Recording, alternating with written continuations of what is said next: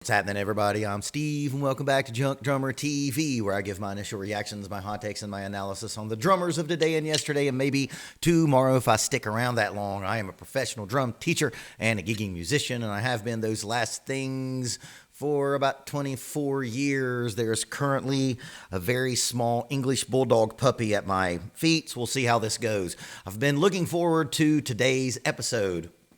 I love the Arctic Monkeys. They're one of my all-time favorite bands, and I came to discover them through AM.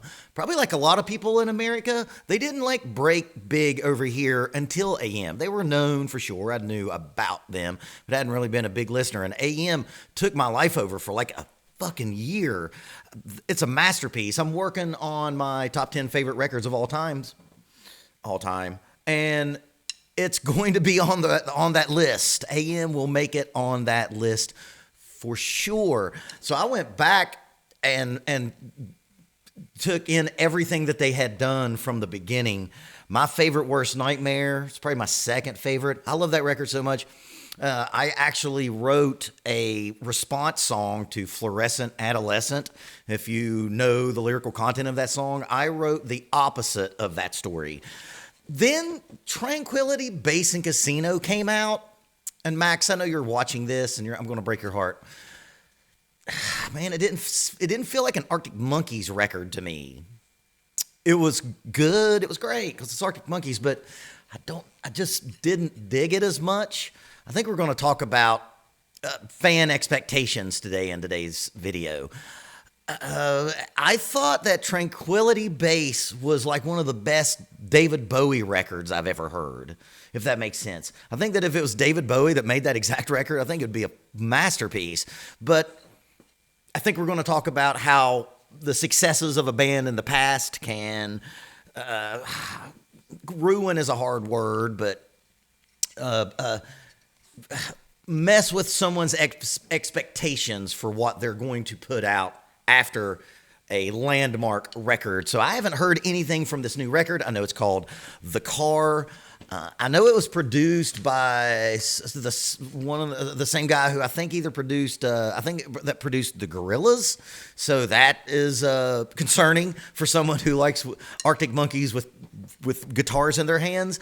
But this is going to be a classic react video. I'm not going to worry about doing any kind of analysis or like drum education. I don't think anyway from this video. I just want to watch it. And I want to see if Arctic Monkeys has done it again. Now, before we find that out, if you want to play the old guy's drumsticks, I am now selling those. The link is in the description. If you dig what I am doing and you think I deserve it, please give me a like, a comment, and a share.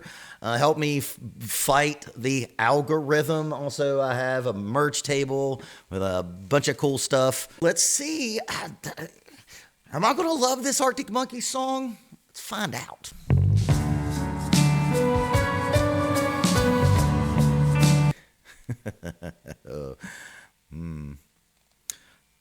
I know that was like 5 notes, but I don't see any guitars yet. We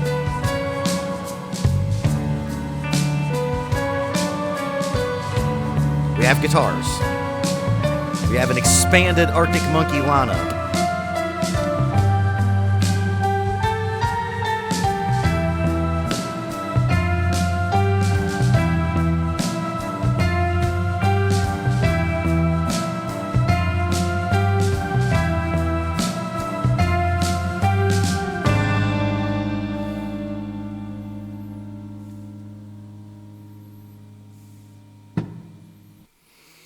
Okay, so we have like a little prelogue. That could start out, a rockin' song. But I'm not gonna listen to this with expectations like I did on Tranquility. I'm just gonna take this in.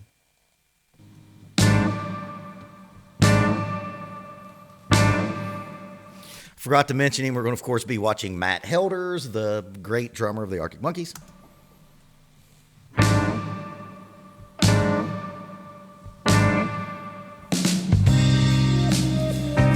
Don't get emotional, that ain't like you. yesterday still leaking through the room. I mean, it's still classic Alex Turner. Alex Turner can't not be Alex Turner when it comes to vocal delivery and really complex, thick lyrical images and context and storytelling. But that's nothing new.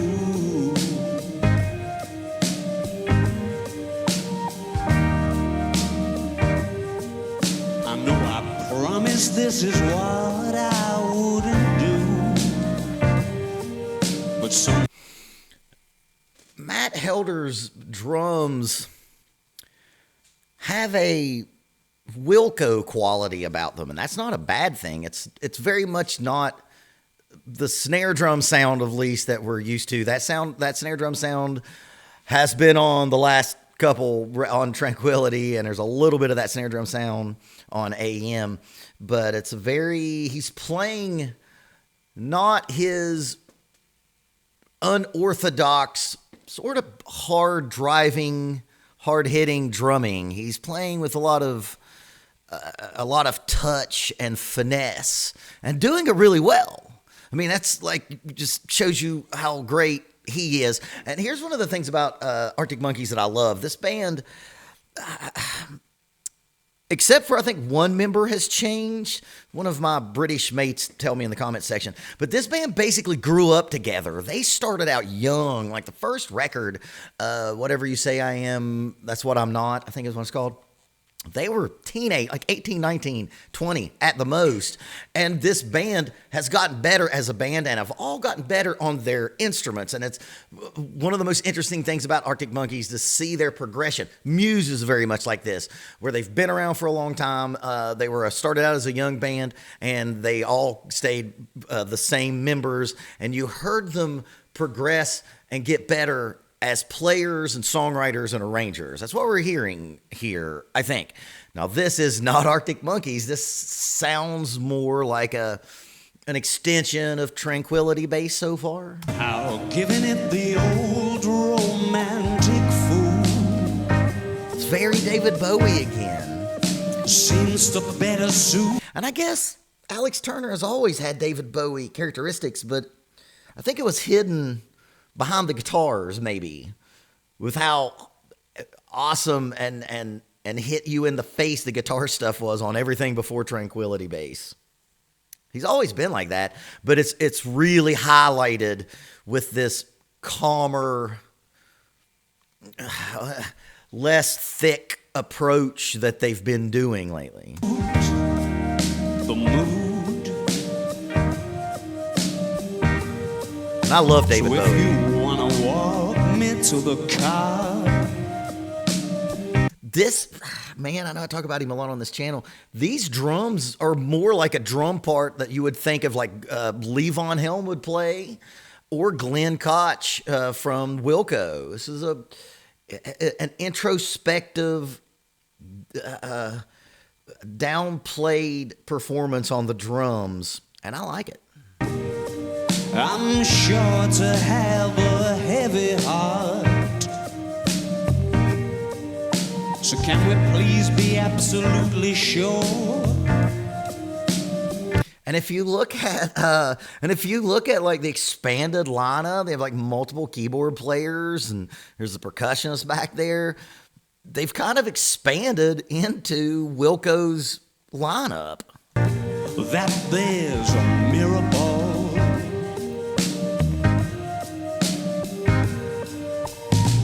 This song's called There Better Be a Mirrorball, You're getting cynical, and that like the title won't says. do. I throw the rose tint back on the exploded view. It's interesting. It's interesting. I don't hate it so far. What I have to do as a listener, and this is something I thought we'd probably explore in this video, where you can get so wrapped up and tied up into an album or a particular song or a particular era from a band that meant a lot to you and, like, you know, may have changed your life. And compare everything that the band does after that. And if it isn't that thing that you fell in love with, you can reject it. Metallica comes to mind, right? There's two ways I guess you have to kind of think about this. Do you want these cats to just keep regurgitating the things that they know that their fans like? Fan service, if you will, serving the fan. Or do you just say, fuck it, and explore what you're trying to do as an artist? If anything that I can take from this one track and the last record is the Arctic Monkeys are at their core an artistic band. Because AM was such a big hit that if they'd have came back with like AM plus or leveled up AM, they could have been become like bigger than the Foo Fighters. I know that sounds crazy, but I believe it. Muse actually has done that. At least gotten as big as the Foo Fighters. But when you see something like this, that's so different from not Tranquility Base so far. This sounds like kind of like could be a B-side from that record. But from AM and back is nothing like this. Nothing. They had ballads, but nothing like this. This is cool. Darling, if I were you,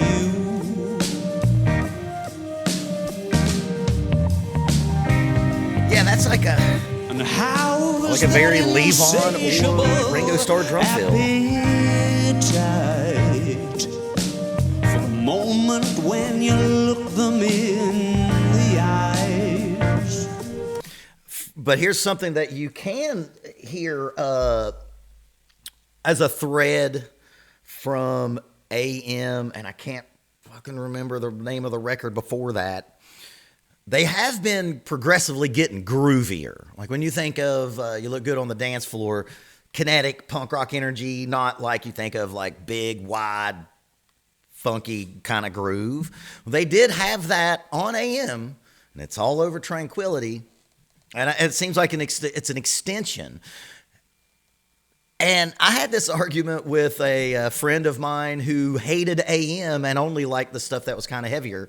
So to her, man, we have to explore this. To her, AM was what Tranquility was for me, but she had been an Arctic Monkeys fan from the beginning. So think about that. Different insights. That depends on where you found the band. God, I'm fucking so glad I thought about that. Yeah, I remember arguing with her about like, no, AM's a masterpiece. She's like, no, but it's not, whatever song that she loves from the era before AM. And I remember telling her this, and I'm remembering those words now. I was like, you're not getting that this band's getting older. They're not going to sound as angsty as they were before. And this is a really mature record. You can see Anthony Fantano right now saying like the Arctic Monkeys mature into themselves or some shit like that. Yeah, you're seeing a band that is that doesn't care about keeping or maintaining a certain level of popularity, obviously, because they're not regurgitating what they already know works. And you got to respect that. And say, baby, it's been nice. So do you want Alex Turner, Crooner. Crooner. Now, this song is kind of languishing for me. I like it, but it hasn't went anywhere. We need to go somewhere. We need a very big chord change, groove fill or something, because the song's kind of just laying there. I like it, but it's just laying there. I'm sure to have a heavy heart. So can we please be absolutely sure that there's a Mirrorball for me? Sort of, kind of what I was talking about.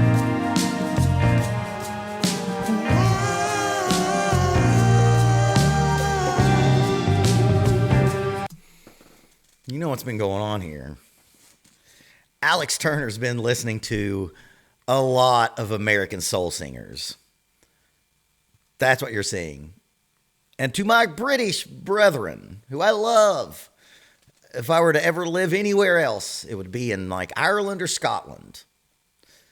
Not Britain, unfortunately, or Great Britain, unfortunately. I have some issues with some of your laws. But,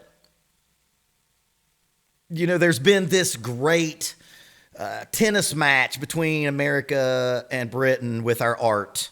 We had blues, took it to Britain. All y'all wanted to be blues guys, and then you sold it back to us, and we fucking loved it. Same thing with like neo soul, right? You think like Adele or Brand New Heavies or Joss Stone. We started that too, soulful singing, and it went over to Britain, and everybody wanted to be James Brown, and everybody wanted to be Bill Withers. And, you did an okay job, but you ain't going to out-soul America. Sorry, I love you, but, This is a guy that's been listening to a lot of, like, crooning, sexy R&B. And he's bringing that in spades to, one of the greatest rock bands of all time.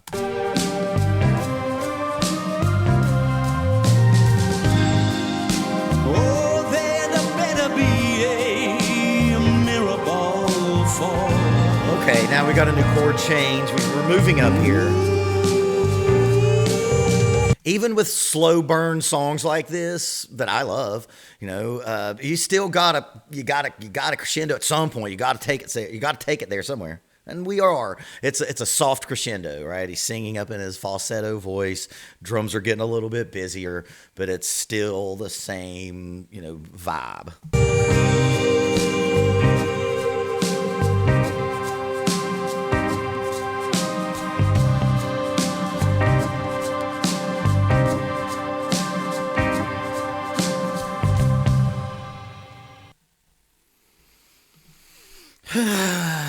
Okay.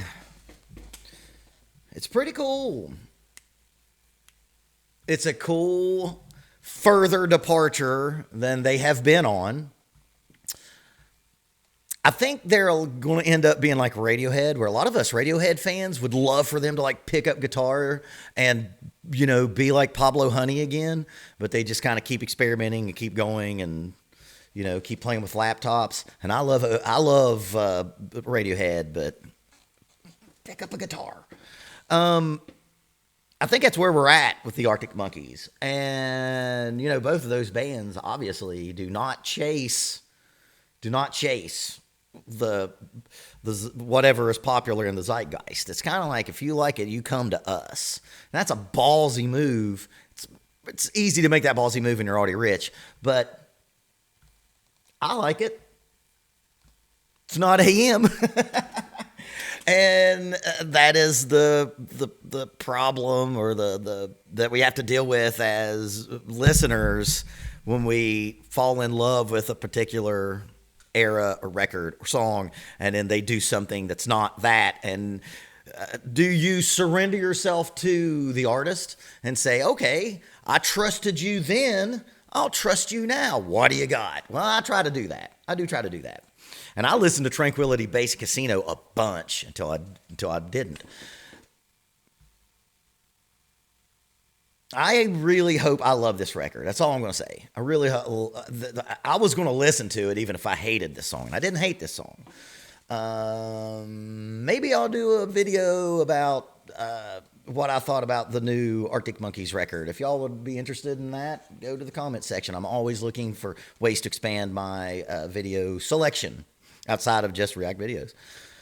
Alex Turner, every time I see that dude, I say, that's what a rock star looks like. If you were to mold out of clay the perfect rock star, Alex Turner would be one of the models that you came up with, and probably one of the early ones. Matt Helder, I love his drumming. It's always got a twist, and it's always not what you think is going to be played. And I've always appreciated that about him. This was him playing more like an introspective, like Southern R&B drummer. He sounded like Al Jackson Jr., like a British Al Jackson Jr. Yet one more time where the Brits are going to take their flavors from us and sell it back to us, and we'll be right here to buy it again.